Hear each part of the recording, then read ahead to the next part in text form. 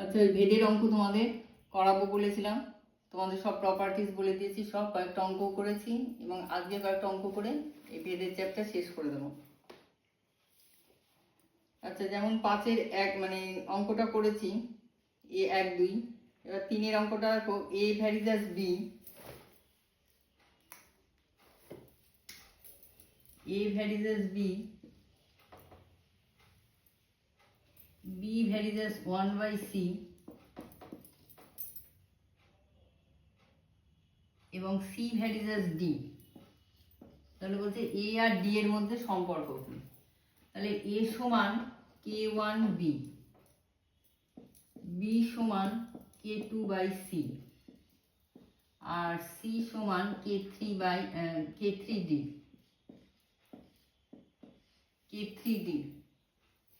তাহলে এখানে K1 B এর জায়গায় K2/C লিখছি, কিন্তু C এর জায়গায় লিখছি আবার K3D। B এর জায়গায় লিখলাম K2/C, এবার K1 K2 C এর জায়গায় লিখছি K3D। তাহলে এই পুরো এই K1 K2/K3 মিলে একটা বড় K লিখলাম বাই D। তাহলে A ভ্যারিজাস 1/D, অর্থাৎ এর সাথে D এর ব্যস্ত সম্পর্ক।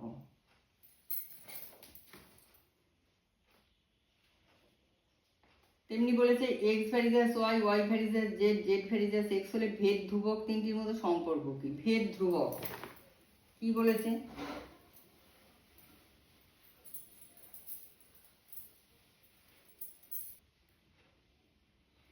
X varies as Y, Y varies as Z আর Z ভ্যারিজাস X। তাহলে আগের মতনই X ইকুয়াল টু K1Y লিখছি, Y সমান K2Z আর Z সমান K3X। তাহলে K1 Y এর মান K2Z, Z এর মান আবার K3X। তাহলে দুপাশে x x কেটে গেল, তাহলে K1 K2 K3 সমান 1, অর্থাৎ ভেদ ধ্রুবক, এই যে ভেদ ধ্রুবক তিনটির গুণফল হচ্ছে 1। এটাই প্রমাণ করতে বলেছিল।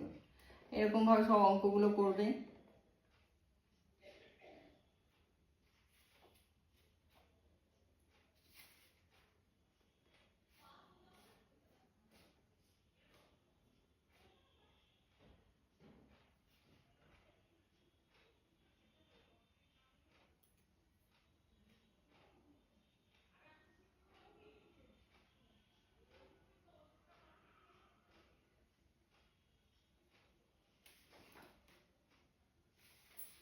আচ্ছা, এবার দেখো 15 জন কৃষক 5 দিনে 18 বিঘা জমি চাষ করতে পারেন।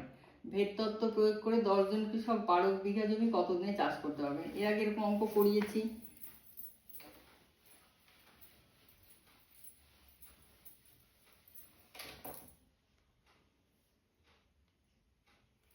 কৃষকের সংখ্যা যদি A হয়,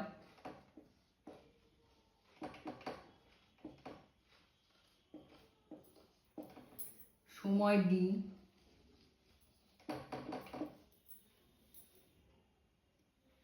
আর জমির পরিমাণ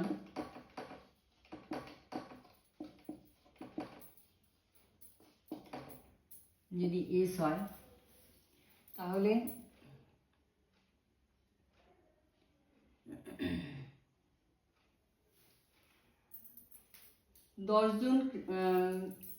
15 জন কৃষক যদি 5 দিনে করে, তাহলে একজন কৃষকের কি বেশি সময় লাগবে। তাহলে এটা A ভ্যারিজাস 1/D যখন, বা D ভ্যারিজাস 1/A করি, ডিটা বের করতে হবে, D ভ্যারিজাস 1/A যখন S ধ্রুবক আর 5 দিনে যদি 18 বিঘা করে, তাহলে একদিনে কম করবে, তাহলে D ভ্যারিজাস S যখন A ধ্রুবক। এবার যৌগিকভেদের তত্ত্ব অনুযায়ী D ভ্যারিজাস S/A যখন S দুটোই চলে, তাহলে D equal to K into S/A। তাহলে D এখানে কত, 5 ডি 5, এ হচ্ছে কৃষকের সংখ্যা, এ হচ্ছে 15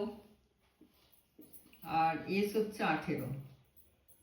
এখান থেকে কে এর মান বেরোচ্ছে, কে সমান 5 × 15/18,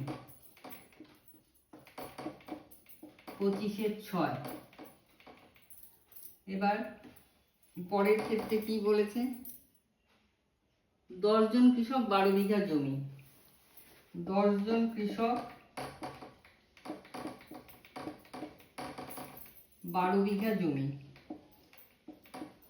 তাহলে 6 দিয়ে 6 দুগুণ 12, 2 দিয়ে 3 দুগুণ 6, 5 দুগুণ 10, 5 দিয়ে 5 5 25, তার মানে 15 দিন লাগবে। 10, তাহলে লাগবে কত, 5 দিন। 10 জন কৃষক 12 বিঘা জমি 5 দিনে করবে।